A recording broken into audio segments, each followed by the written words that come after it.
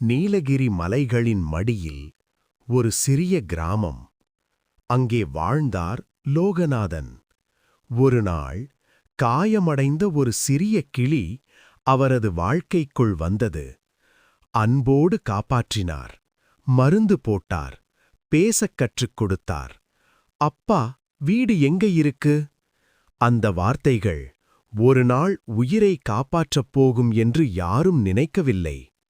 ஒரு மழைக்கால மாலை காட்டுக்குள் வழி தவறி மாட்டிக்கொண்டார் லோகநாதன். இருள், மூடுபனி, நம்பிக்கை மட்டும் மெல்ல மங்கியது. அந்த நேரம் ஒரு குரல், அப்பா, வீடு எங்க இருக்கு? அது மனிதக் குரல் இல்லை, அன்பால் பேசக் கற்ற கிளியின் குரல்.